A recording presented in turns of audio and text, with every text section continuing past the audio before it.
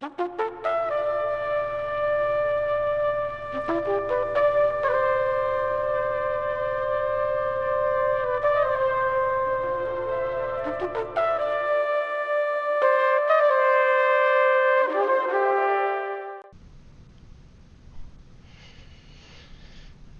not that we have a short time to live, but that we waste a great deal of it.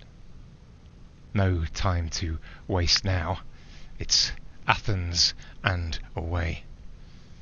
This is Tatoi Airport, otherwise known as Decalia Air Base. Perfect for me and Sylvia. No arrivals hall, no advertisements, no duty-free perfume, just a strip of concrete, a windsock, and people more interested in my aircraft than me.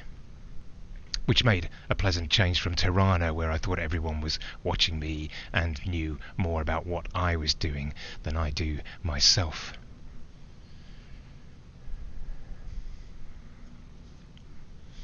I had a look around the Hellenic Air Force Museum this afternoon. It's on the airstrip here. I was waiting for Costas to do some checks on Sylvia for me. They got 100 years of aviation history in there, a Spitfire, a Mirage, a Phantom, Thunderjet, Shooting Star, like characters from a comic book or a TV show in which members of the public battle it out against professional sports people in a series of gladiatorial challenges. I suppose you're not going to call your fighter jet a Fiesta, a Golf or a Clio, are you? Costas doesn't have much English. I've even less Greek. Well, none. I have found reading signs and maps round here a challenge. The letters look familiar, but when they're put together, I couldn't understand them. I recognised a lot of the symbols. I've been using them for years, of course. Pi, Omega, Delta. But despite the language barrier, me and Costas have managed to communicate. I think he liked the look of Sylvia. It was Costas who met me when I landed and got Sylvia safely stowed. When I asked one of his colleagues how to get into the city, it was sounding quite complicated. A walk, an unreliable bus, a longer walk, an unreliable train. Costas must have overheard and offered to give me a ride to the centre. At first I was unsure. Carrying these rings was making me anxious, making me look at everyone as if they knew something about me and about what I was carrying, which of course is surely ridiculous, particularly here. To them I'm just a weird guy in a distinctive aircraft who seems to be winging it. Anyway, let's wing it and get up in the air.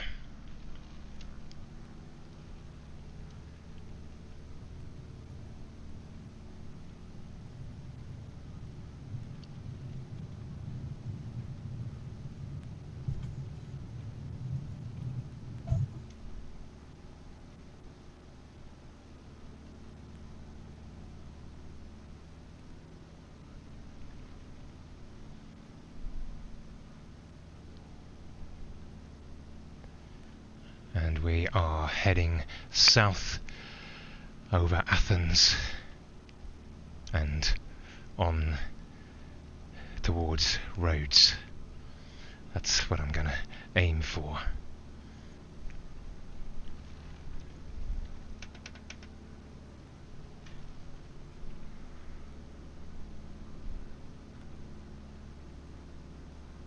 I decided I should trust him, Costas. When you travel on your own, the world is full of strangers and people that you would never meet at home, so you've just got to believe that most people do genuinely want to help. Most. Not all, but many. Also, to be brutal, not having much money meant that going with Costas made massive financial sense. When he pointed me to a faded grey Toyota Corolla parked by the hangar, I wasn't entirely sure we were going to make it, but It started first time and the engine sounded a year old rather than the 20 that it clearly was. We didn't speak much on the journey. Well, we couldn't, but I worked out that Costas was a mechanic with Olympic Airways. He seemed very proud of it from his tone and very sad. I think Costas is retired but works at the airfield because he just loves airplanes. At home, no good. Wife say... He couldn't find the words, but he lifted up his left foot and pointed at it. Under the foot? Under foot? I offered. Under the foot, yes, he repeated. Here good, the planes and the pilots, my home.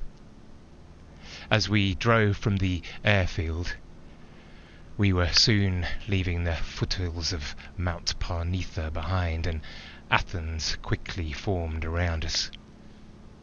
Workshops gave way to warehouses to apartment blocks to streets filled with scooters, buses and people, car horns, brakes, music from car windows or from bars and balconies. I'd never been to Athens before. Modern chaos and ancient history side by side. The new sprouting out of the old bleeding through the new. It was a lot to take in at street level. I had definitely come back down to earth. Watch out for Acropolis now. Somewhere around here.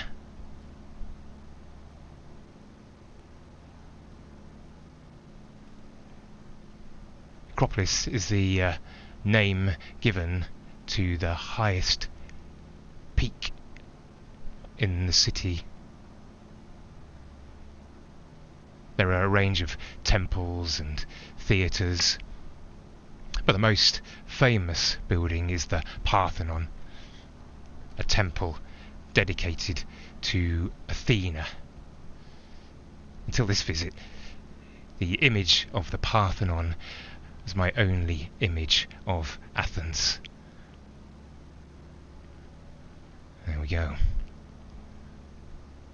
They've been restoring the Acropolis piece by piece since 1975. They're trying to match rubble on the site to where it should sit in the buildings, and like a jigsaw done by impatient kids, they've also been taking apart ill-advised restoration efforts from the past. They've got a stock of fresh marble hewn from Mount Pentelicus, northwest of the city, but they're trying to use as little of that as possible. I mean, some things are not designed to be put back together, are they? I mean, they say bones are stronger at the point at which they fuse together, but if they're not set correctly, then there can be problems and the bones may have to be re-broken. By mixing precious metals with the fixing resin, the Japanese Kintungi tradition celebrates the act of repair. Time is supposed to be a great repairer, a great healer, but I'm not sure. Certainly not on its own. Wounds leave scars. Neglect makes things worse. Time is part of the healing process, but action is also required. Listening, magnanimity, apologies, changes, resolve, and time. When is a thing no longer worth saving? When is the allure of a ruin only felt by those with a Gothic or a melancholic sensibility?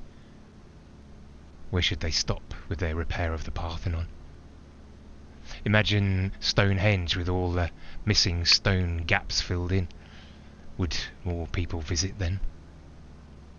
It's difficult to repair something if no one has any blueprint for what it was, which of course they did have when they rebuilt the old town of Warsaw after the Second World War. Maybe when I get home we can patch things up, repair the damage of the years, and maybe the seams of our joins will shine with silver. Our wounds will become precious, beautiful ruins.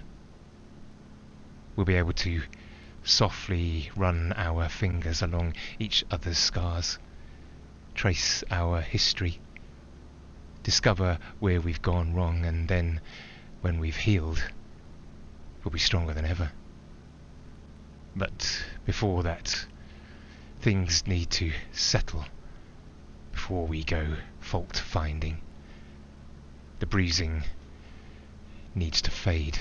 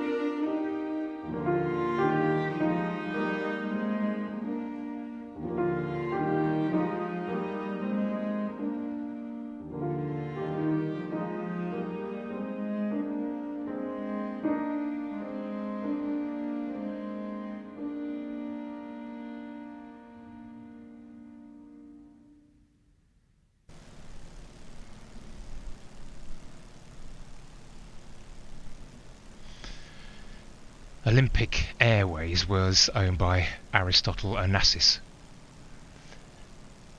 His father was called Socrates Onassis. There must have been some interesting debates in that house. The Onassis family fled their home in Smyrna during the Greco-Turkish War in 1922, became refugees in Greece. Aristotle then moved to Argentina, made a fortune importing tobacco, then became a shipping magnate, transporting oil and freight around the world, with the occasional bit of whaling thrown in. He bought the Greek state airline in 1957, turned it into Olympic Airways. Huge investment made it into an airline famous for its style and quality, a symbol of a proud and modern Greece, something it seemed Costas was proud to have been part of. Onassis wanted to use the 5 rings of the Olympic movement as the symbol for his airline. I know from past experience the Olympic Committee are very strict about their copyright, and surprisingly they wouldn't let him. So, to get around that, he just added a 6th ring. A simple solution. Aristotle married Jackie Kennedy on the island of Scorpios in 1968. This caused quite a lot of controversy and criticism of Jackie Kennedy. She became Jackie O. The blue, yellow, black, green and red rings of the Olympic movement represent the 5 continents. Their interlocking sport bringing continents and countries together. I wonder if I'll fly over all those continents. They seem a long way apart from up here. When I landed in Athens, I only had 2 rings to worry about, and they weren't representing unity. A ring is supposed to symbolize something unbreakable, a circle with no weak points, a promise forged in gold. Trouble is, though, unless your fingers grow in size over the years, rings are quite easy to take off.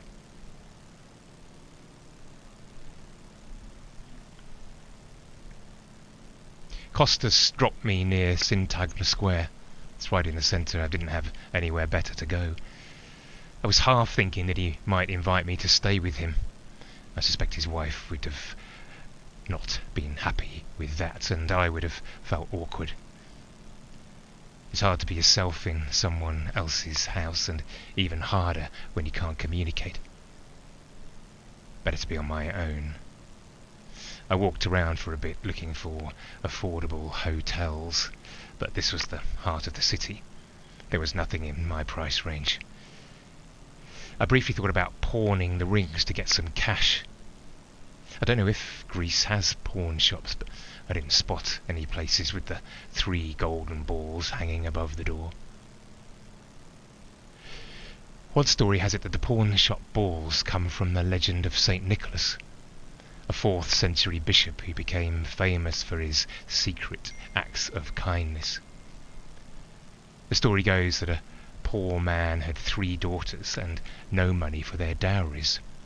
Hearing of their plight, Nicholas came secretly at night and threw a bag of gold through the window. He did the same for the 2nd daughter on the 2nd night. The father was determined to discover the identity of this mysterious benefactor. He kept watch, and on the 3rd night caught Nicholas in the act of quietly giving away his wealth to help those in need. St. Nicholas became Father Christmas, and the 3 bags of gold became the 3 golden balls. Maybe. Even if I had found somewhere to pawn the rings, I don't think I could have done it. I'd promised Paula I'd deliver them to Heck's husband, and that was why I was in Athens. I had to fulfill my promise. I thought maybe I could just sleep on a bench in the square. It'd be warm enough, but then I'd open myself up to either being arrested or robbed. So I wandered further away from the square, away from the grand hotels and polished entrances where men in uniforms opened doors for guests. I wasn't that kind of person anymore, at least not in this moment. So I headed into back streets with uneven pavements, smells of cooking, cigarette smoke, conversations around bar tables spilling onto pavements, arguments spilling out from balconies and open windows above, scooters weaving their way through traffic, street furniture and pedestrians. I spotted a few cheaper-looking hotels and then a couple of hostels. I walked past them at first, but then started to think maybe that was the solution. My old life of nice hotels, company credit cards, colleagues waiting for me in reception or the bar, that was gone. Or at least until I could work out what was happening to me. Now I had to adjust. I stopped at the next hostel. They only had dormitories. I was getting desperate, but not that desperate. The young guy behind the desk pointed me to a couple of other places nearby that he said had private rooms. "You have to share a bathroom probably, though," he said. His look suggested that he thought that I needed to spend quite a lot of time in a bathroom. I thanked him with the Eucharisto that Costas had taught me, and I walked on. I found the 2nd hostel that he had suggested, and sure enough, they had a private room, but with a shared bathroom and toilet.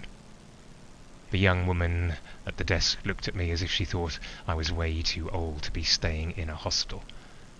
And, which is also going through my mind, how many times might I need to use the shared toilet during the night? As I went up to the room, I passed, I think, a German couple.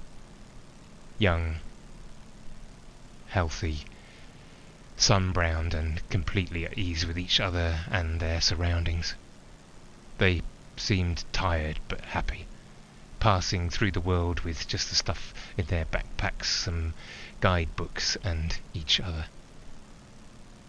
I recognised them. Not literally. I saw me and Izzy in them 35 years ago. I remembered that feeling when everything was interesting and you just had each other to rely on and the here and the now to worry about. When little challenges brought you closer together, made you a team, before bigger challenges started to make life harder. The room was small, but had a double bed, which is a bonus, a chair, a narrow wardrobe with a door that didn't quite close, a small table beneath the window with a plastic cup and a lamp with a shade that had been faded in the sun or stained by cigarette smoke. It was clean though. Someone had swept the floor, the sheets were fresh, the bathroom down the corridor smelled of bleach. The window looked onto an interior courtyard where pipes ran along the walls. Best bit about the room, there was a sink. I'd barely need to use the shared facilities. I could wash and, if need be, in the middle of the night, I could have a piss in the sink. I know it's disgusting, but I am always very careful to clean the sink well before I leave. And I use George Costanza's defence when he's caught urinating in the shower in the gym in a Seinfeld episode. It's all pipes, it's just pipes, they all lead to the same place. The system handles it. I went out to get some food. I didn't risk leaving anything in the room. I wasn't sure how many people might have a key to it, or if there was perhaps just one master key for the whole hostel. I was spoiled for choice with options of affordable food. I played safe for the first night, a chicken gyro with various sauces that I pointed out. It was one of those food items that was almost tear-jerkingly perfect. A first meal successfully purchased, not fancy, but somehow so much tastier than the same thing you might get at home.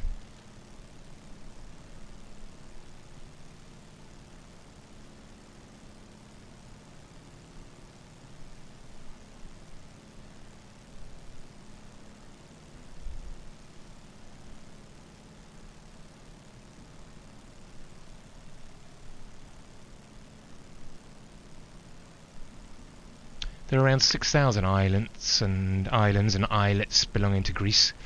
Only about 227 are inhabited.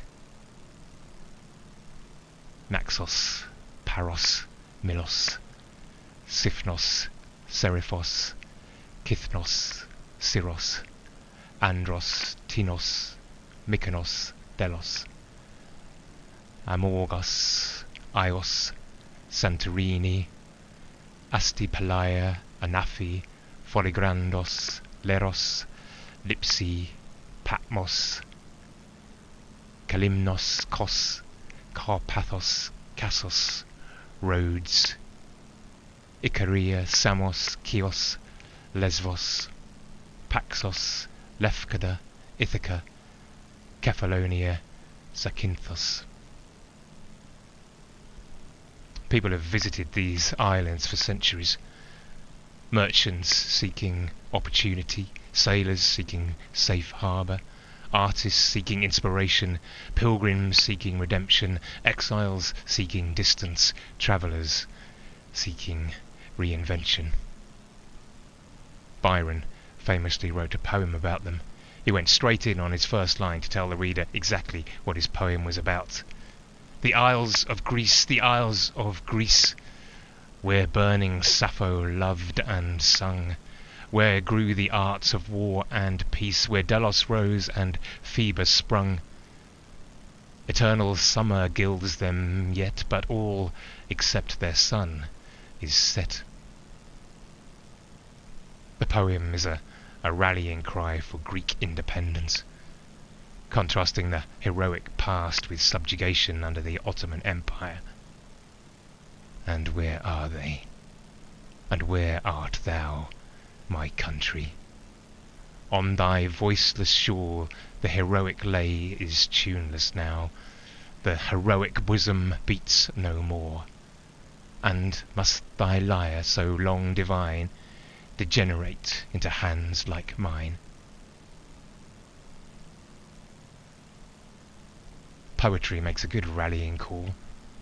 The power of the spoken word, it could turn fear into action. Once more unto the breach, dear friends, once more. Stiffen the sinews, conjure up the blood, disguise fair nature with hard favoured rage. Though I suspect Henry V's actual words weren't quite so well crafted. The word orator comes from the Latin for someone who speaks. The Greeks knew a thing or two about the power of speech long before that.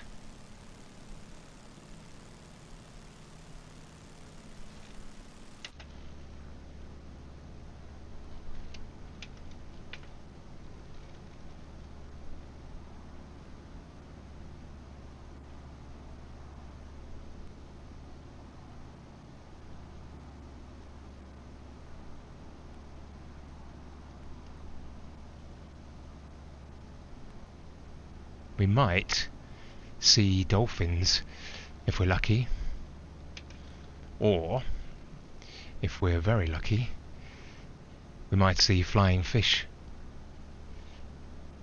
They don't truly fly, they launch themselves out of the water and glide for tens or even hundreds of meters using their enlarged pectoral fins. The islands we're flying over are the Cyclades. There are over 200 of them. The name comes from the Greek word for circle, because the ancient Greeks imagined the islands forming a circle around the sacred island of Delos, birthplace of the twin gods Apollo and Artemis. Delos is full of ancient ruins, temples, theatres, shrines, Doric, Ionic and Corinthian columns. According to Vitruvius, the Corinthian order was invented by the Greek sculptor and architect Callimachus. Story goes that Callimachus was walking near a grave at Corinth one day when he saw something that caught his eye.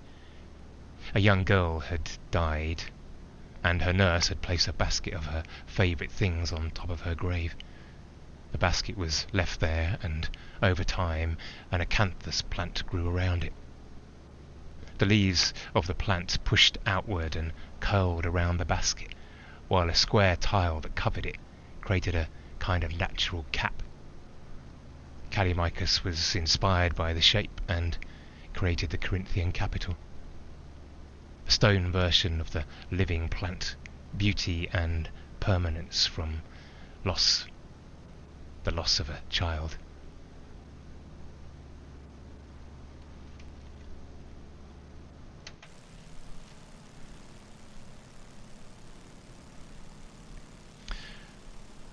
I waited a day before going to the address Paula had given me. I quite liked my area of the city, wanted a bit of thinking time, and was half expecting if I waited long enough that I might somehow bump into Paula, that she'd come to find me and tell me she'd changed her mind. I spent a day wandering around. I didn't want to do anything too touristy or anything that would expend too much energy or money. I bought bread and salad from a small supermarket and ate them in the square, sitting on a bench in the shade. I wrote a postcard to Izzy, a picture of the Acropolis at night with a full moon. Not sure if that was ever a genuine moment or had been photoshopped. Maybe a bit of a cliche, but somehow deliberately trying to find a postcard that wasn't of the Acropolis seemed more of a cliche. It took a while to think about what to write. I just wanted to let her know I was alive and that I was thinking of her. So I basically wrote that. I'm here in Athens, I'm okay. I'm in a hostel with lots of youngsters, same age as Luke and Sarah, a lot of them. Reminds me of our time backpacking. Do you remember trying to buy tent pegs in Munich and spending the night in the toilet box during a storm in Luzerne? Anyway, I hope this finds you and that you're okay. I signed off with love from, because that's true.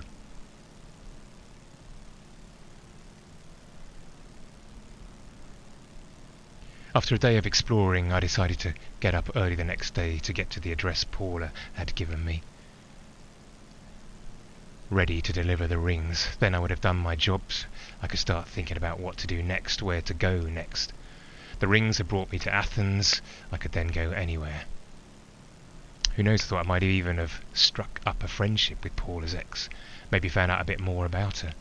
How they met and how she ended up in Bologna.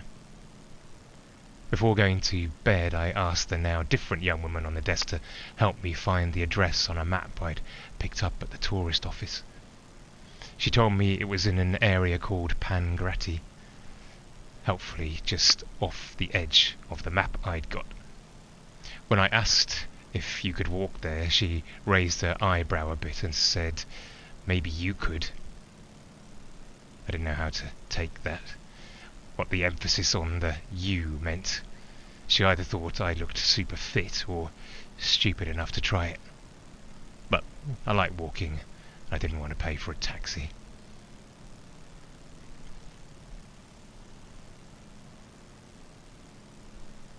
I left early so that I would avoid at least some of the heat of the day, and thinking maybe I would catch him before he went for work. If he did work, I didn't know. I realised I didn't know anything about him, except if Paula was telling the truth that he was her ex-husband.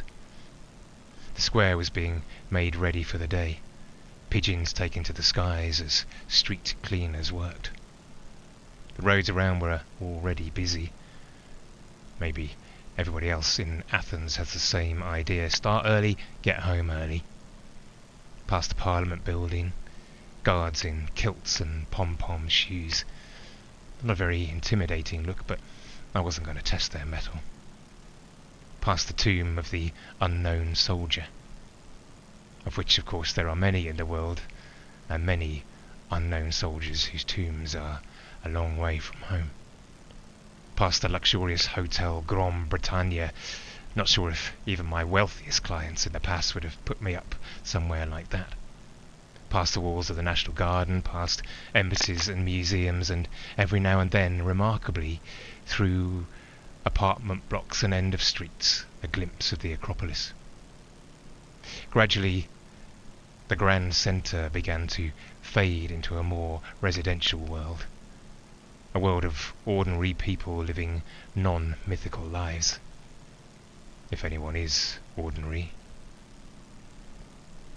Coffee, petrol, jasmine tumbling over a wall, the hiss of an espresso machine, the clatter of teaspoons, a scooter, a church bell, an elderly woman in a housecoat sweeping dust from one bit of pavement to another, a cat asleep under a car, balconies stacked like theatre boxes with washing as flags, red geraniums, satellite dishes, old bicycles, plastic chairs, blue shutters, green shutters, faded red shutters, warm bread, water and dust, graffiti on walls, an ancient language spray painted with declarations on love, politics, sport, water falling through sunlight as a lemon tree is watered on the 6th floor, a dog panting patiently, swift sky high,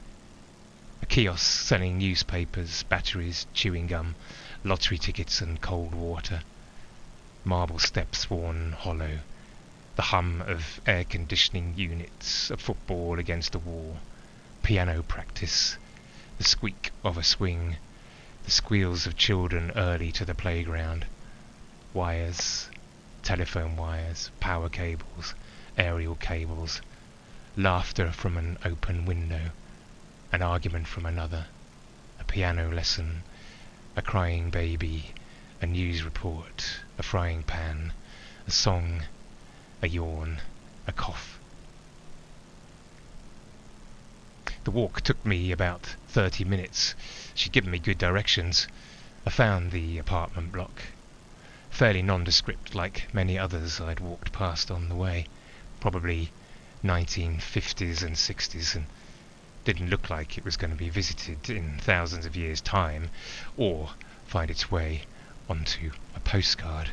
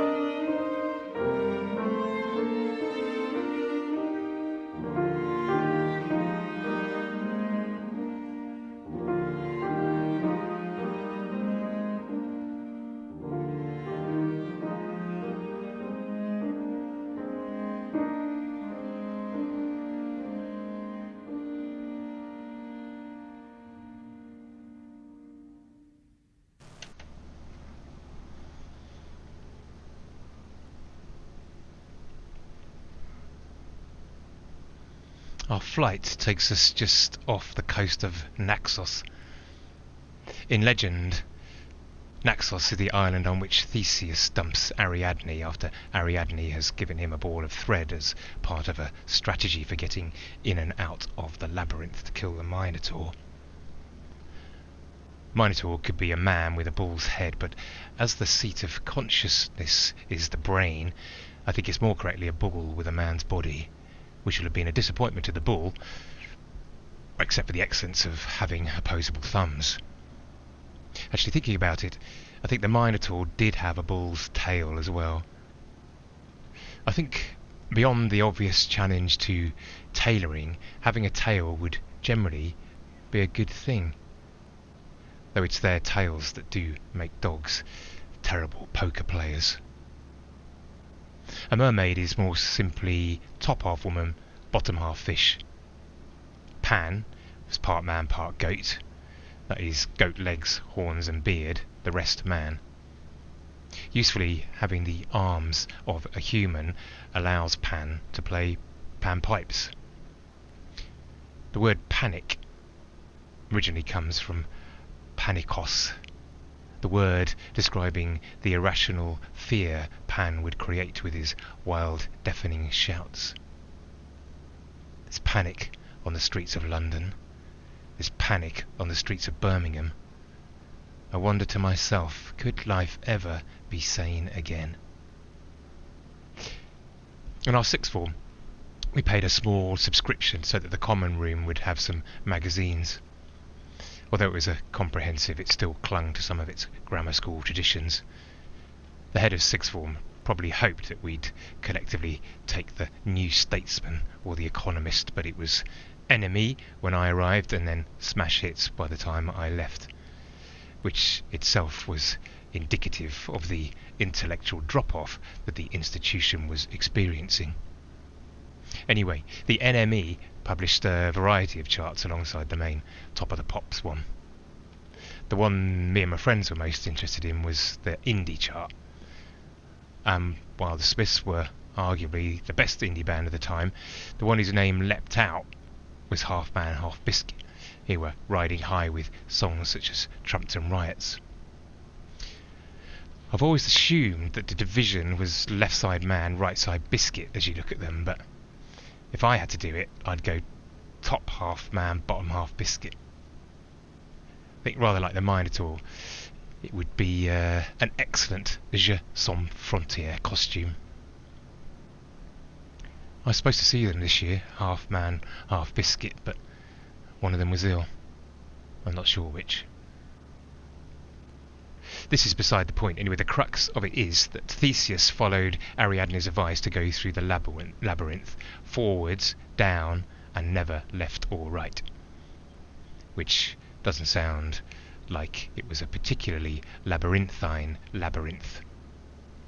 He also took her advice to follow the thread back, and it all worked out well.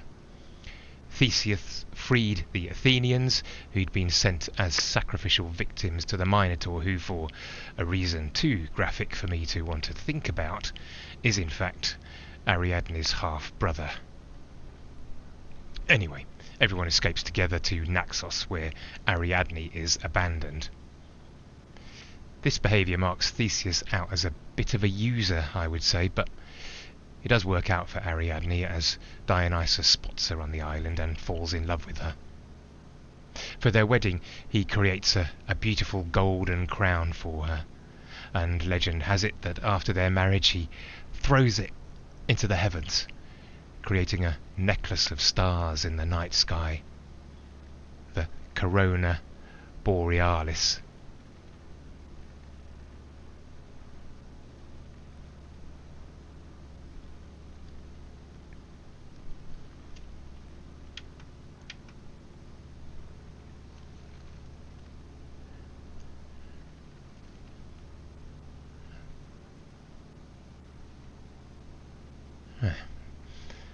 That's better.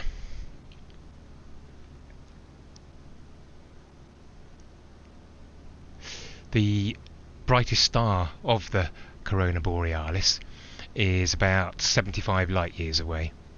1 light year is 9.46 trillion kilometres, so 75 light years is 710 trillion kilometres away, roughly.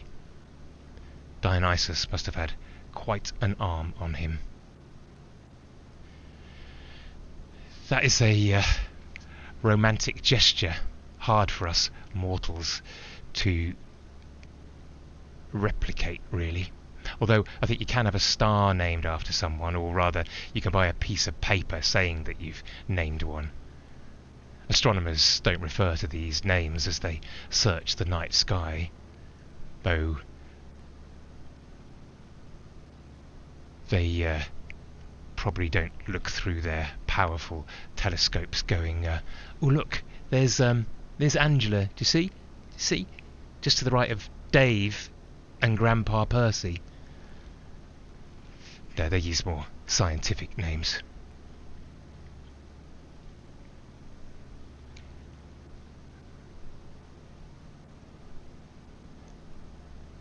Richard Strauss wrote an opera about Ariadne's fate. Ariadne auf Naxos. Ariadne on Naxos. It's actually set in Vienna. This is because it tells the story of an opera company trying to stage an opera about Ariadne stranded on Naxos, which we can just see out of the cockpit window ahead of us. It sounds quite meta for 1912, but then I suppose A Midsummer Night's Dream was written way before that and has a whole narrative thread about the mechanicals rehearsing and then staging a play within a play. Coincidentally, in that play, the character Bottom spends some time with the body of a man and the head of a donkey. I'm pretty sure I've seen productions in which he does have a tail. The Naxos classical music label is named after the island. It wasn't the founder's first choice, but most of the other major Greek islands had their names already under copyright for something or other. The label isn't actually Greek. It was started by a German entrepreneur based in Hong Kong. He saw a gap in the market for cheap classical CDs. Evangelos Odysseus Papathanasiou is the only Greek composer I can think of at the moment. He's most famous for composing the soundtrack for Chariots of Fire, amongst other things. Chariots of Fire was about two runners competing at the 1924 Paris Olympics. And then it was parodied by Rowan Atkinson as Mr. Bean during the opening ceremony of the 2012 London Olympics. We went to the 2012 Olympics, got tickets to the weightlifting.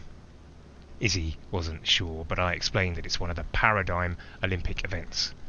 It's in the motto, Citius Altius Fortius, which was adopted for the 1924 Games. Fortius means stronger. Stronger is weightlifting. It's not parkour or breakdancing. Izzy wasn't sure, but she loved it. Luke loved it, and I loved it. There's a purity to the athlete against the implacable weight, which is irresistible. A mix of technique and power and mental resilience that's compelling. In the crowd, you feel that you can help lift the weight by the fervour of your encouragement. Every fresh athlete that steps out onto the weightlifting stage, the crowd wills them to succeed. All except the Kazakhs, who will only will for the Kazakh to succeed, which he does, to the extent that he sets a world record in the clean and jerk and the overall total. We are amongst the crowd going wild. He's kissing the weights and milking the applause. Years later, hunting for his name, I find that no Kazakh won the men's 94 kilogram class at the London 2012 Olympics. The winner was instead an Iranian, Saeed Mohammadpour, who had finished 5th on the day.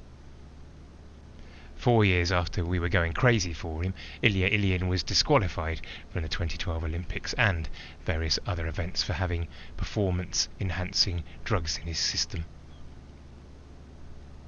Sarah didn't enjoy the weightlifting. Maybe she was too little. She complained the whole time, and driving home that night we had to pull the car over so she could be sick in the gutter.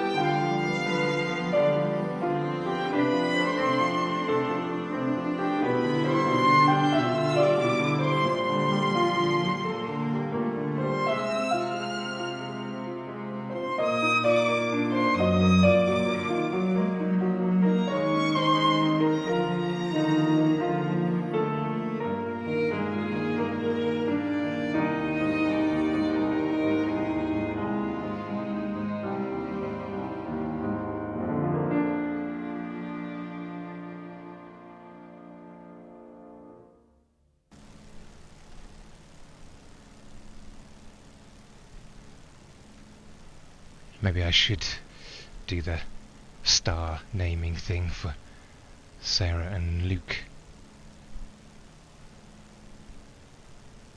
Then they'd be up there for us to take a look at in the night sky. Maybe that's just a bit naff. The entrance to Paula's ex's apartment building had heavy glass doors, handles worn by years of entrances and exits. It was nice and cool in the lobby. I'm not sure if it was marble or a marble substitute. There was a wall of mailboxes, labels placed on top of labels. Layers of occupant archaeology. I found the box for Paula's ex's apartment. It looked like he hadn't collected his junk mail for a couple of days. The lift was at the end of the corridor. Had the old-fashioned metal folding gate.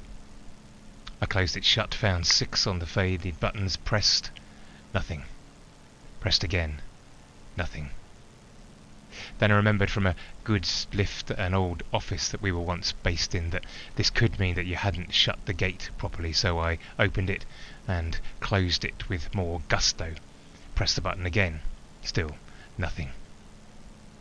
I also remembered from that old lift that this failure to move could also mean that someone on another floor hadn't closed the door properly.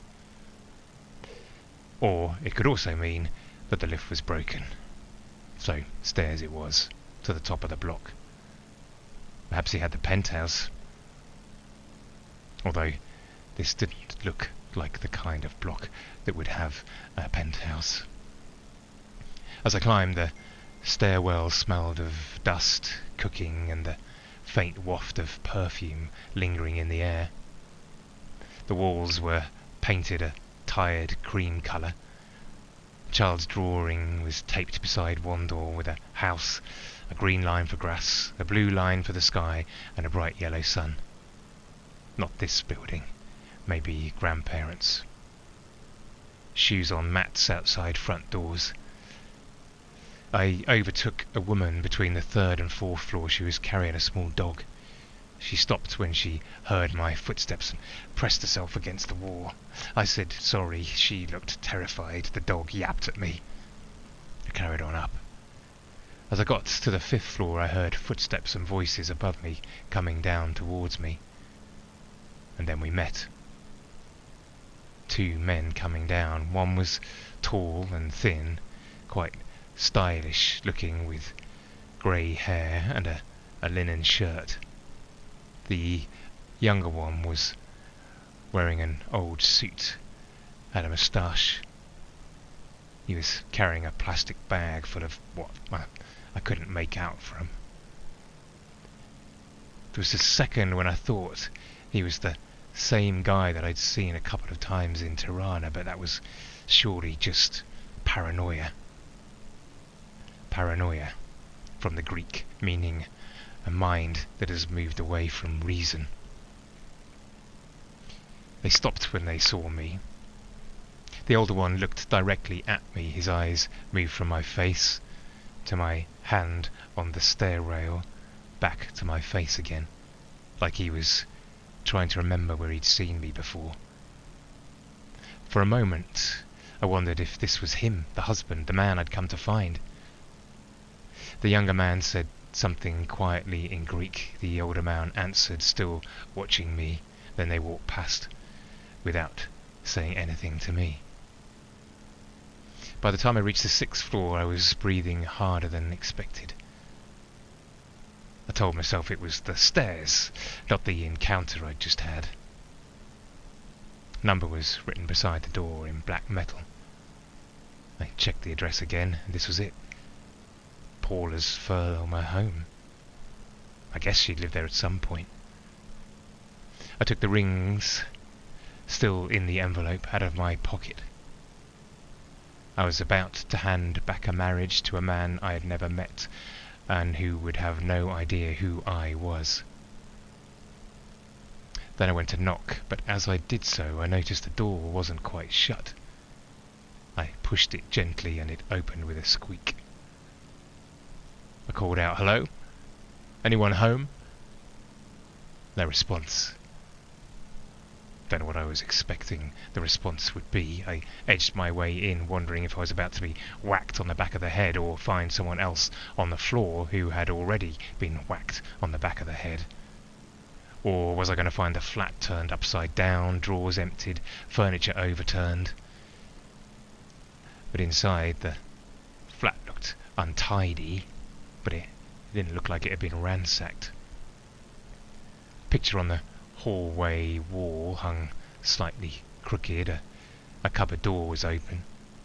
In the kitchen, saucepan and plates were left unwashed in the sink. The calendar on the fridge door had days crossed off, names, maybe appointments. It was all Greek to me. Next to the kitchen, a door led to a bedroom. The wardrobe doors were open. There were only a few items of clothing hanging inside. It was mainly empty coat hangers.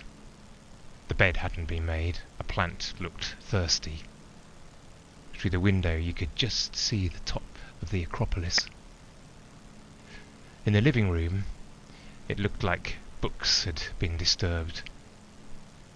But then in most people's houses it probably looks like books have been disturbed. Then on the desk, there she was, Paula, sitting next to a man on a white wall, blue sea beyond, both looking healthy and happy.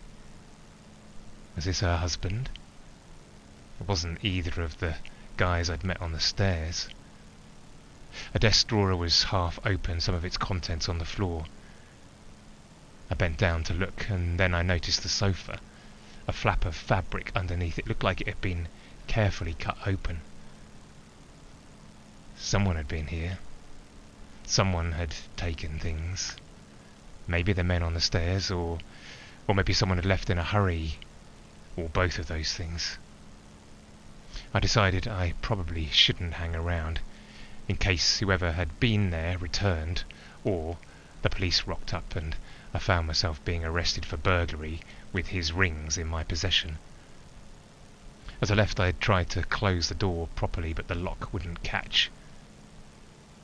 Just then a man was leaving his apartment opposite. I tried to explain that I was looking for the man who lived here. He looked rightly suspicious. "I'm a friend of a friend," I said. I've something to give him." "He's not here," he told me in pretty good English. "Do you know when he'll be back?" The man shrugged. "Do you know where he went?" "Family, maybe." "Family?" The neighbour shifted the bag in his hand. He talked about his family in Aleppo. He said the name carefully, as if it carried weight. "Aleppo?" "Yeah, he's people there. I don't know. He doesn't talk much." With that he carried on down the stairs. I took a moment to let him get ahead. I didn't want him to think that I was following him. Aleppo? I went to a cafe opposite to think, maybe see some more comings and goings. Of who, I wasn't sure. Then I remembered the photograph. If that was him in the picture, it was my only clue to find him. I climbed the stairs again, quietly went into the apartment and took the photo from the frame.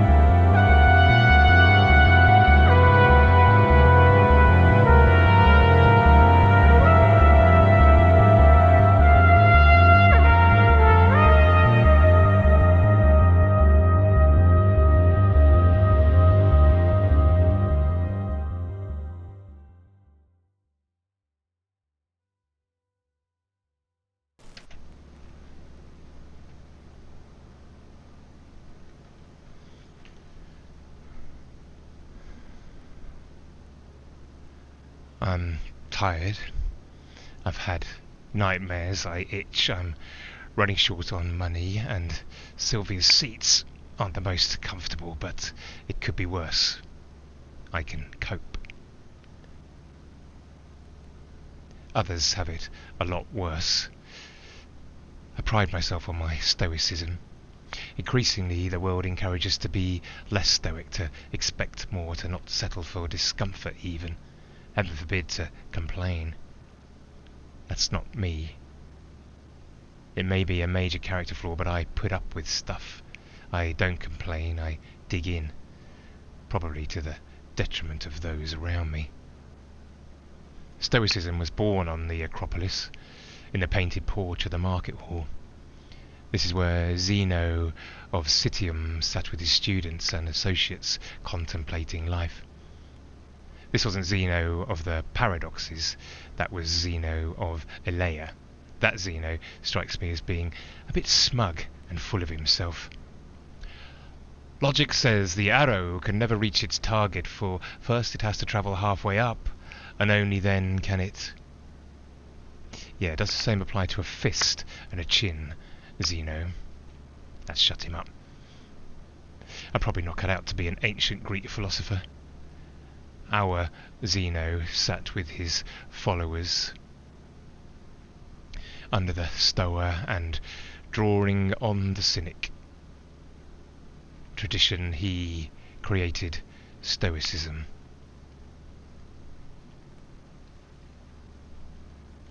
This is quite a thick cloud.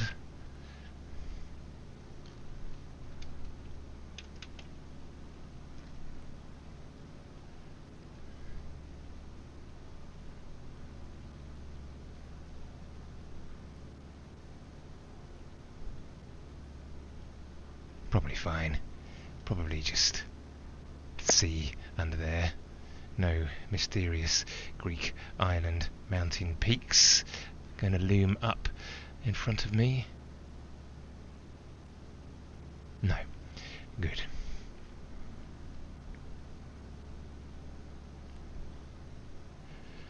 People in olden times were much more practiced in stoicism, probably because they had no choice. Forget the actual Stoics.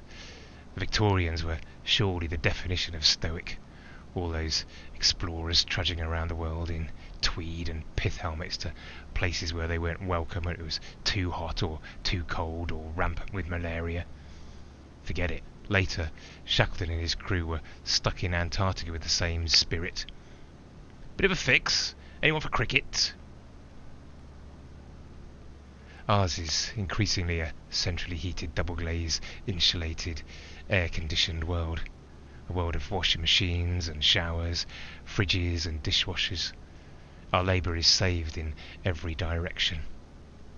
I remember with excitement my parents discussing that our new house might have wall-to-wall carpets. Seems pretty quaint now. I don't know how long this is sustainable for, this life. I've got a terrible feeling that we are going to have to relearn stoicism, and pretty fast. To be stoic is to live a well-reasoned life. I suppose to an extent this means taking the emotion out of situations and thinking them through. Ironically, whilst Freud established the field of psychoanalysis by wading up to his neck in Greek mythology, using figures like Oedipus, Conus and Eros to order his thinking about the human psyche — Psyche was married to Cupid, by the way — cognitive behavioural therapy, however, draws on the Stoics, where Freud's approach keeps people like Woody Allen in a state of permanent self-reflective examination that could be considered narcissistic. Narcissus, the hunter who fell in love with his own reflection, by the way. CBT, on the other hand, encourages you not to reflect back on what might be some deep-seated cause for your feelings in order to understand them, but instead it subjects your feelings to a rational interrogation. It encourages you to try and think of your viewpoint in a critical way, with the objective of changing it. Moaning and complaining are two different things, aren't they? We moan about the service, but do not complain about the service. Or at least I don't complain. Stoics encourage us to focus on what we can control through 4 cardinal virtues. Wisdom, knowing what matters. Courage, doing what's right. Justice, treating others fairly. And temperance, exercising self-restraint.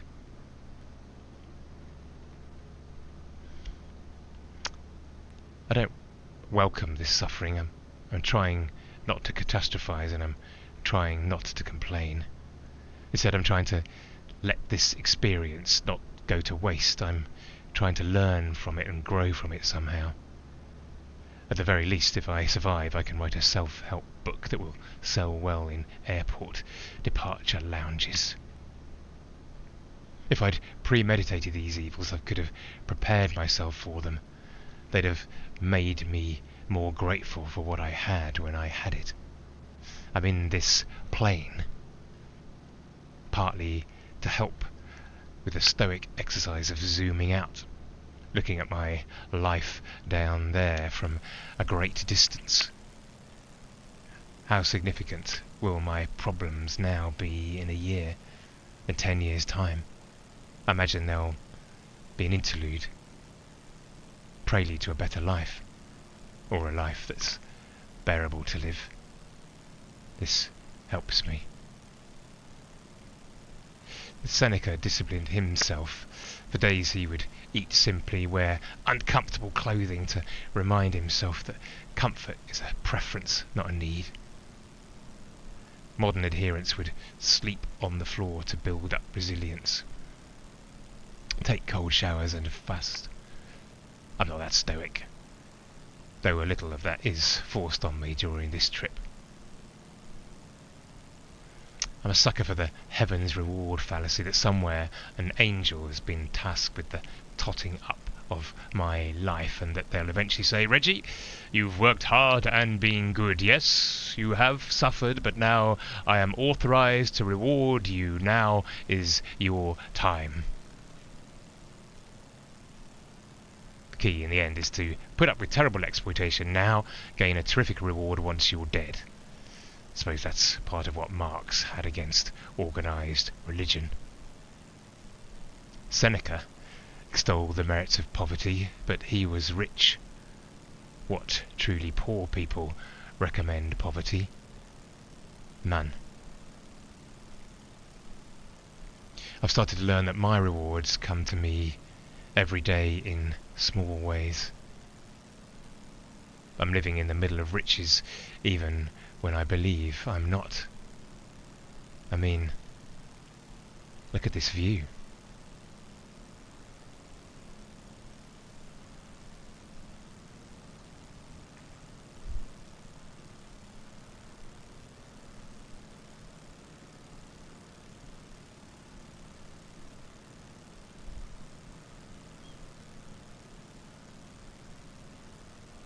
The comic strip anti-hero Judge Dredd spends most of his time patrolling the streets of Megacity 1, which is imagined as the eastern seaboard of the United States, fused into a single vast conurbation, separated from its equivalent on the western seaboard by a vast toxic desert called the Cursed Earth.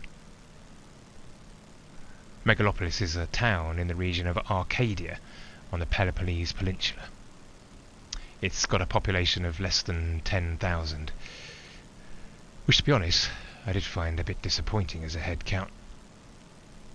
The ancient city of Megalopolis, on the same site, was certainly bigger. Its theatre had a capacity of 20,000.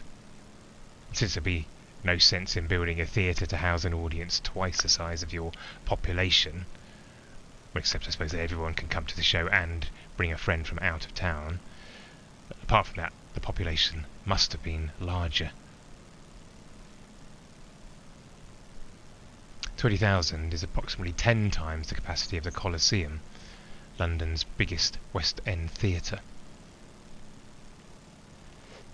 If Megalopolis' population were 10 times that of London, That would be about 100 million, 4 times bigger than Shanghai. That is megalopolis. Megacity 1 had a population of 800 million before the Apocalypse War, 400 million after. Then came Chaos Day, and the population slumped to 50 million. Although these are alarming statistics, we can take some comfort from the fact that they are fictional death statistics for a fictional city determined by the whims of its authors. Less encouraging is Michael Moorcock, the comic critic. That is a critic of comics, who in his 2023 book I Am the Law identified how prescient Judge Dredd has been. Indeed, it could easily be argued that the writers of Judge Dredd are more reliable at predicting the future than the Delphic Oracle.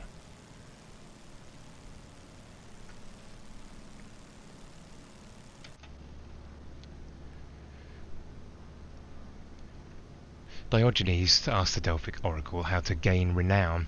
The answer came back: adulterate the currency. The advice turned out to be good in one way. Diogenes became renowned, but it was less good in the same way. He was renowned for adulterating the currency. You could blame the oracle for being too vague, but Diogenes needs to take on some blame.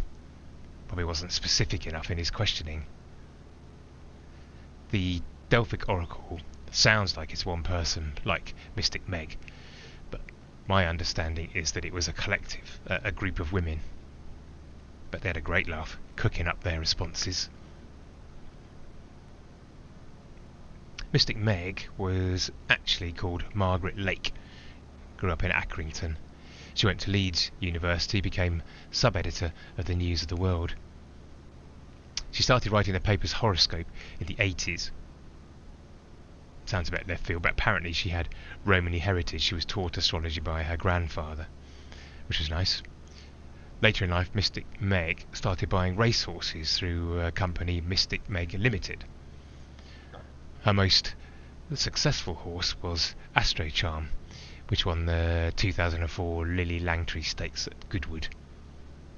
Had she been a medium and not an astrologer, I suppose the victory would have made her a happy medium. Lily Langtry was a Victorian actress, socialite, and the face of Pears soap.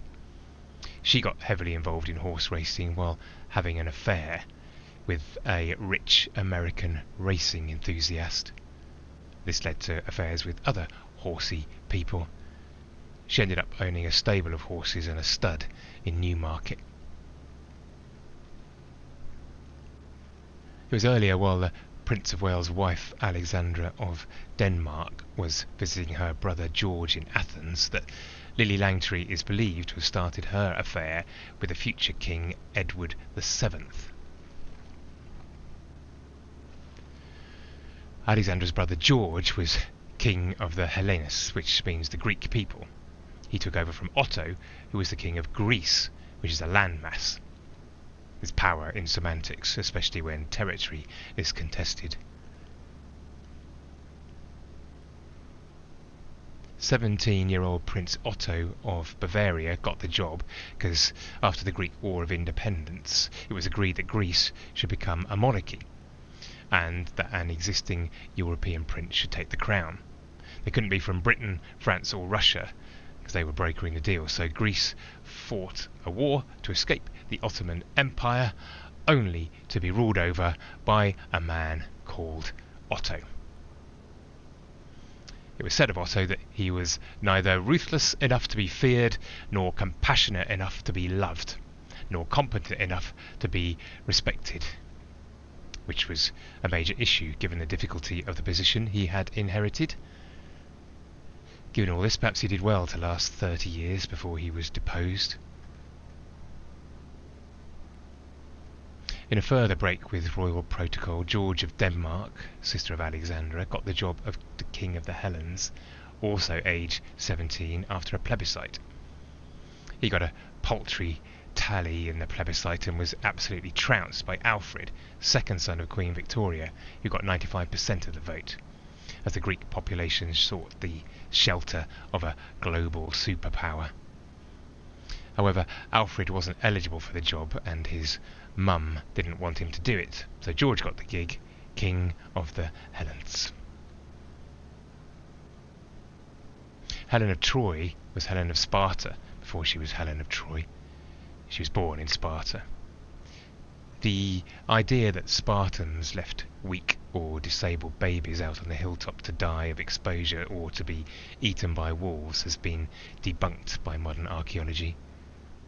There are, however, substantiated stories of my mother leaving me outside as a baby in all weathers, admittedly in a pram and well wrapped up. But she'd leave me to get on with whatever very small babies do, sleeping and growing. Well, she got on with whatever mothers of small babies do when they're not looking after small babies, sleeping if they can, and presumably everything else. It never did me any harm, as far as I can tell, but who knows what I would have been if I hadn't been left out in the cold. I still like sleeping with the window open, a room full of fresh air, warm bedding, and cold air coming through the window. That's a point of difference with me and Izzy.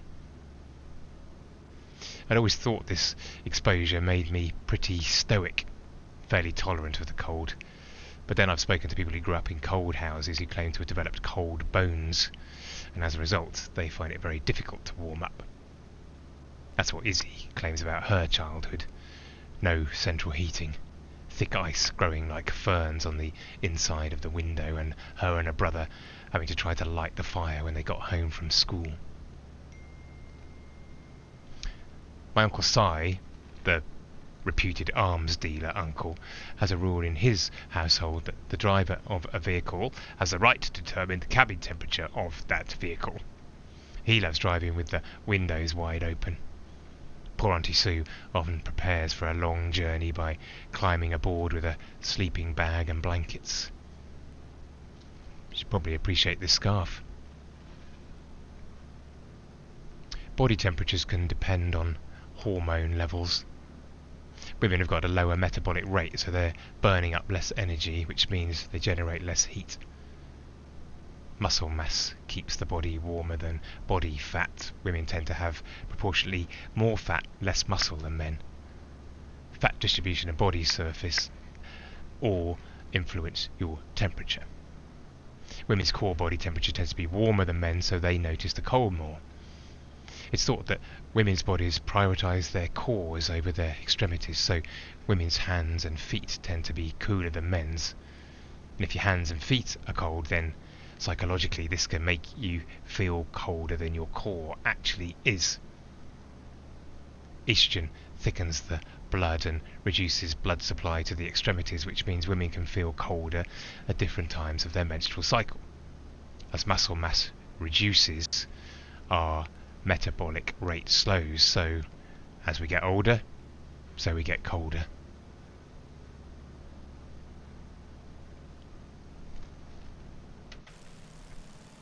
For a while, on car journeys, we had a rule that people could choose one musical track in turn. A rule change was demanded 6 minutes into Sun Ra's Space is the Place. After the remaining 50 minutes, I capitulated to the 5-minute track limit. I quite like a long song or tune. Punks, they're less keen. Tommy Ramone said, "We play short songs and short sets for people who don't have a lot of spare time." I can respect that. Laconia is the region of Greece where Sparta is the capital.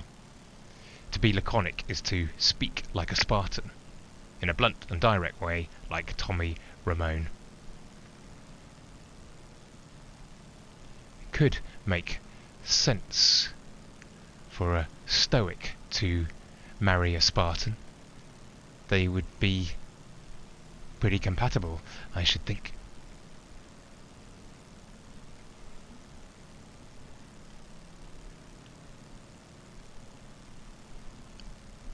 We're heading for Rhodes. Before that, we'll fly past Kos. down there somewhere. Those 2 islands are the 2 of the 15 major Dodecanese islands. Dodeca is Greek for 12.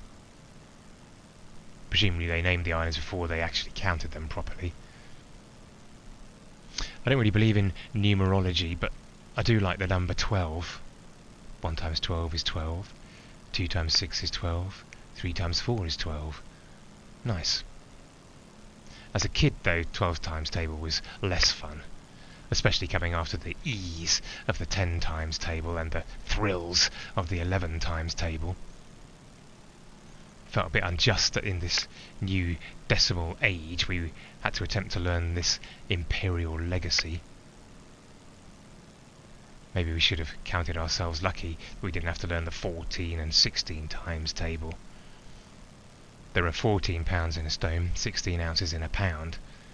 The Greeks had 4 fingers in a palm, 4 palms in a foot, 6 palms in a cubit, 4 cubits in a fathom, 100 feet in a plethora, and 6 plethora in a stadia.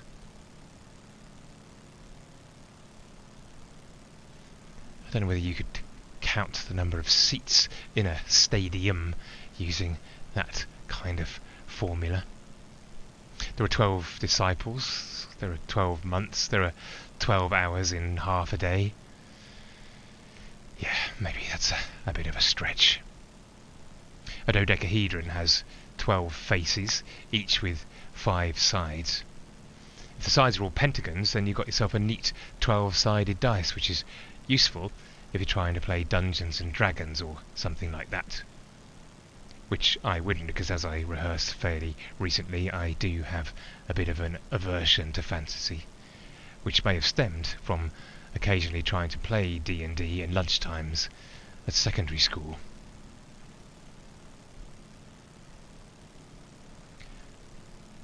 Paros, which we flew over a while ago, next to Naxos, is one of the ultimate Greek islands. I think it's also one of the most expensive ones. Beside it is Antiparos, which is probably anti as in antipasti or anti-meridian, rather than as in anti-Nazi League or more radically anti-matter.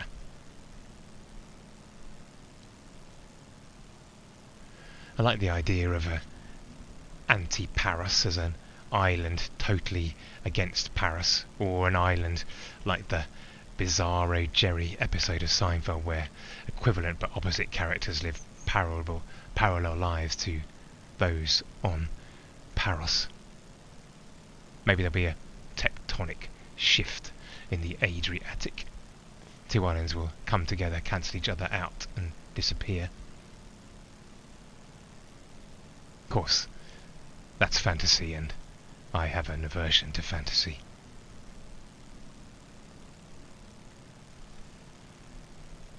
Zeno of Citium lost everything in a shipwreck. This helped him in his stoicism. Epicureans argue for pleasure as the highest good.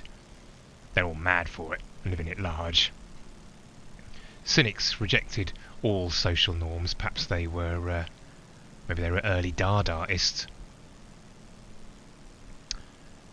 I've grown cynical of cynicism. When it was starting out, I think I was on board, rejecting power and wealth, glory and conformity, but in those times I feel being a cynic must have been difficult, challenging. To live out his cynical values, Diogenes chose to live in Athens in what some refer to as a barrel and others describe as a ceramic jar. Presumably this confusion arises from ancient Greek estate agents. One man's barrel is another man's ceramic jar.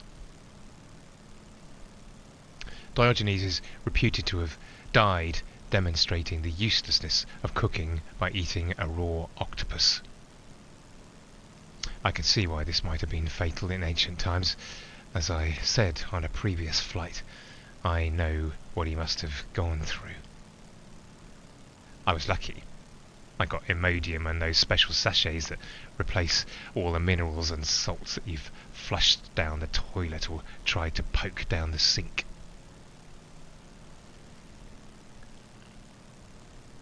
I am, though, a big fan of sashimi. Try and swerve steak tartare, which is too close to steak tartare for my liking. Also, I think you only get the taste when steak is cooked. I go rare or medium rare, although I accept that medium rare is probably a bit lame and shows a huge lack of conviction. I think I was once offered raw chicken at a restaurant in a sashimi style, but I probably shut down that memory in an act of self-preservation.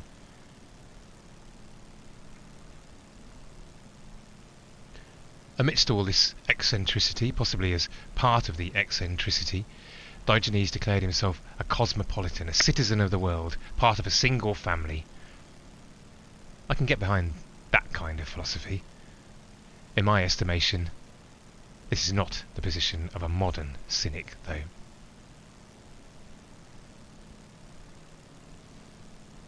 The Coca-Cola Company's famous Hilltop commercial was conceived after the composers were stuck by storms in Shannon Airport.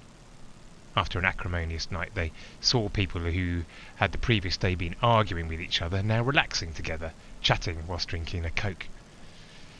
This led one of the songwriters to say he'd like to buy the world a Coke, as a shorthand for hanging out with everyone in the world. The idea was popular with the company, so they commissioned the advertisement. Initially they tried filming on the cliffs of Dover, but rain stopped play. They next tried to film it in Rome, where it also rained. After it stopped raining, it was still clear that everyone had been rained on, so none of the footage was usable. At this point, the crew were out of budget, so they had to go back to their bosses for more money. And then they had to work with a smaller cast still in Rome. The advertisement and its song were extremely popular, so it was decided to tweak the lyrics and release it as a record. The New Seekers turned down this opportunity, claiming to have a busy schedule. So the advertising agency created their own group to sing it, called them the Hillside Singers. Immediately, it became clear this record was going to be a big success, so the New Seekers rushed to the studio to record it. At the end of year Billboard charts in 1972, the New Seekers version was at 93, the Hillside Singers version 97, which could either be deemed harmonious or competitive. This advert seems a cynical exploitation of people's desire for a more peaceful, cosmopolitan existence. Too much convention is stultifying. An overly conventional society cannot evolve, so a dose of Diogenean cynicism is valuable. Nowadays, cynicism has become fashionable. It's no longer about positively challenging society, it's about exploiting society. It's lazy, it's selfish. It's an attempt to attain a superior position simply by rejecting everyone else's. No one conforms to anything. How do we live together?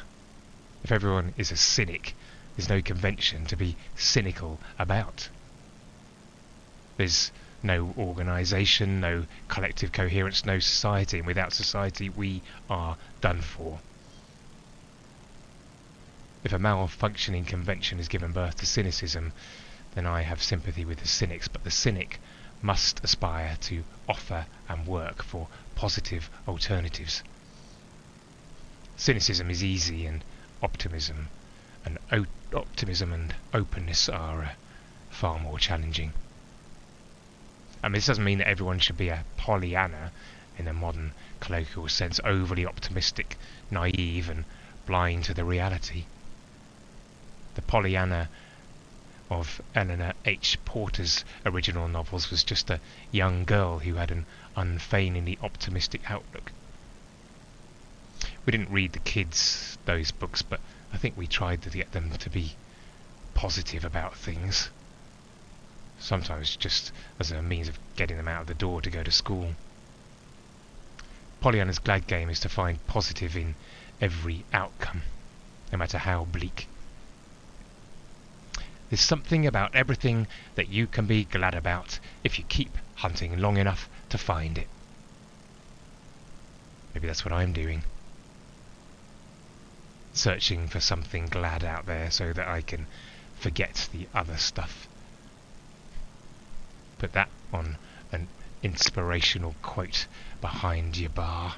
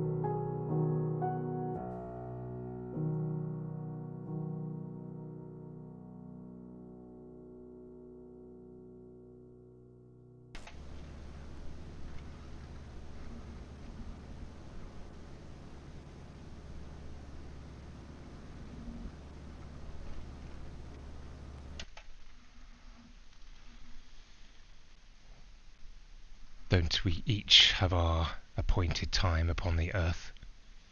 Our days here are like those of a day labourer toiling. As a servant earnestly looks for the shade and the labourer longs for their wage, so my time passes. Weeks of it. Troubled nights are appointed to me. When I lie down, I say, when shall I rise and the night be gone? I toss and turn into the dawning of the day. I think I have worms and my skin is broken and covered in scabs. My days pass swifter than a weaver's shuttle and are spent without hope. My life is merely a breath of wind. Mine eye shall no more see a good day. I'm disappearing from sight. Those that have seen me will see me no more. Your eyes are on me, but I don't exist. As the clouds break apart and vanish, so those that go down to the grave shall come up no more. They shall never return home again, and the earth will know them no more. So I'm not going to be quiet. I will express the anguish of my spirit. I will complain with the bitterness of my soul. Am I a monster of the deep, a leviathan that you have to watch over? I go to bed thinking that will bring me comfort, or at least ease my agonies, but then that's when you terrify me with dreams and horrifying visions, such that my soul would choose strangling and death rather than my life as it is. I loathe it. Leave me alone, for my days are like vapour. Who am I that you should even notice me? Why am I worth enough of your attention to set these troubles against me? You visit new indignities on me morning after morning. You test me every moment. How long will you keep this up? Leave me alone to swallow my spit. I've done something wrong, clearly, but what have I done to you who watches us so closely? Why have I become your target? And why won't you pardon me for whatever it is I have done? Pardon my transgression and take away my iniquity. Tonight I am going to sleep in the dust. And when you wake, when you seek me in the morning, I shall not be.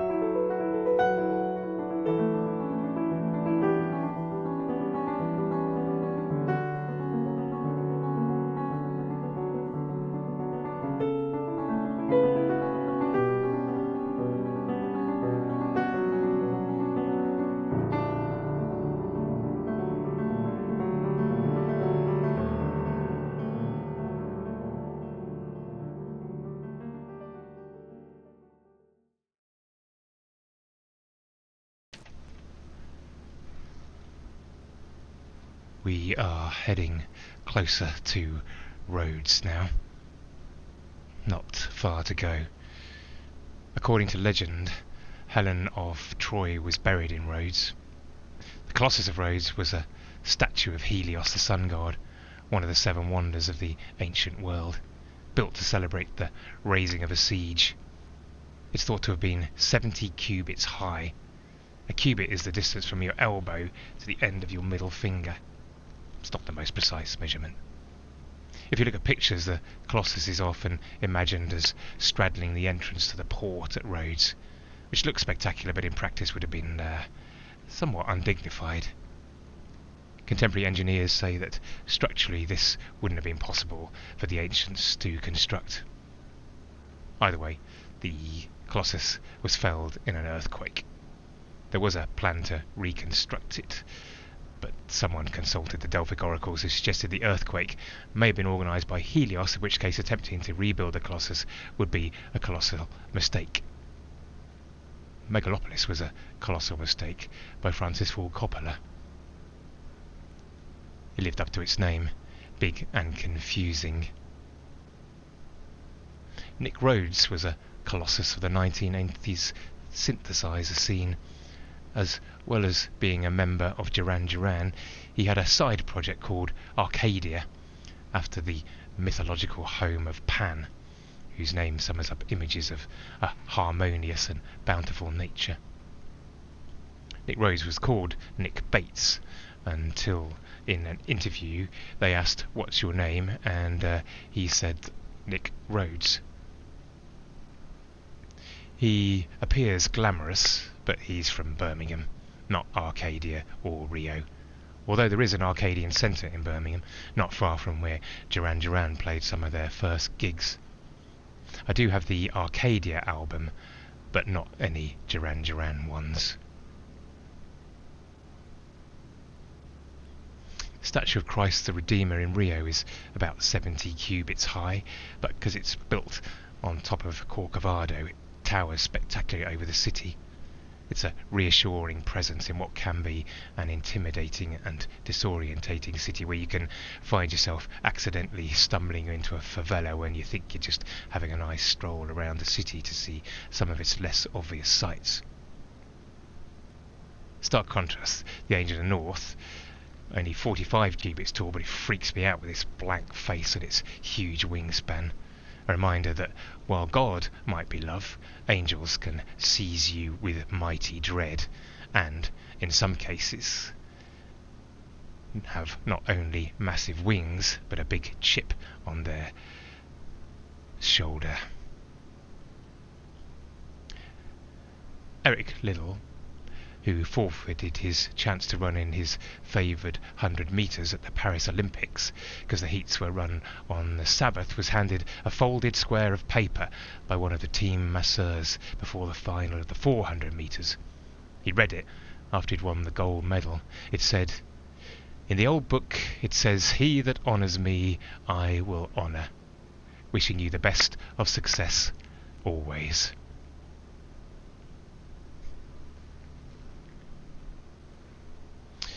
After returning to the apartment to fetch the photograph of Paula and what I presumed was her husband, it was too hot to walk. The driver had I got a taxi because it was too hot to walk. Driver had got good English, asked me if I was here for business or pleasure. I didn't know how to answer. It was neither, really. I told him I was looking for a friend, but he wasn't at home. "Half the city move out this time," he said. "You might be on holiday." He maintained eye contact with me in the rear view mirror for long periods of time.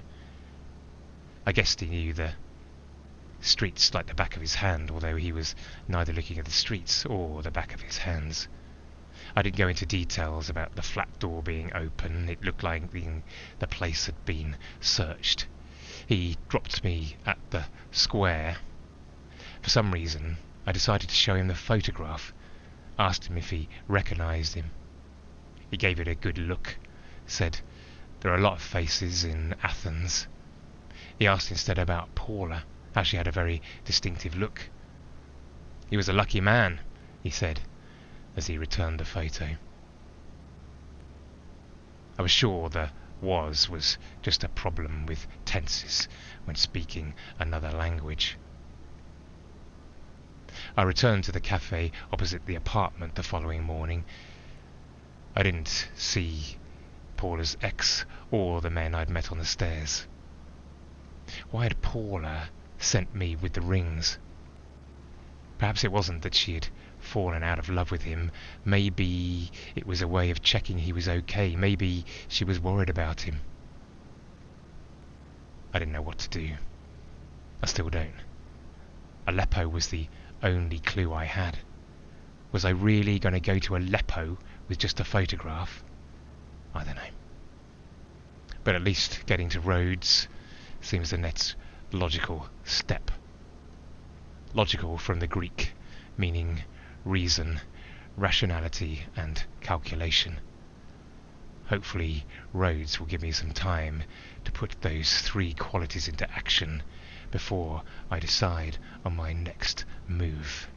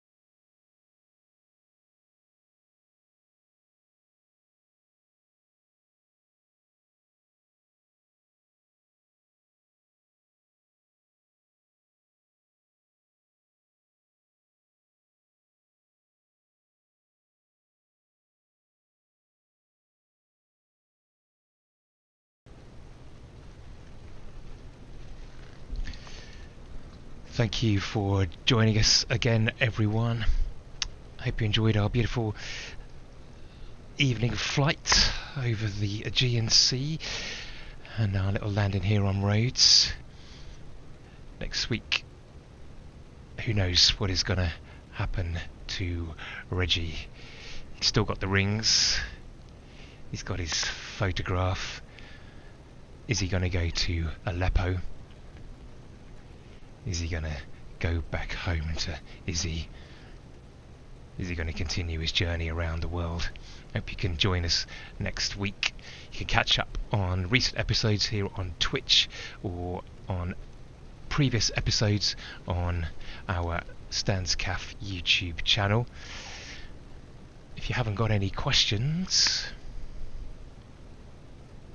then hopefully we will see you next week. Thank you very much for joining us tonight on Around the World episode 7. Thank you.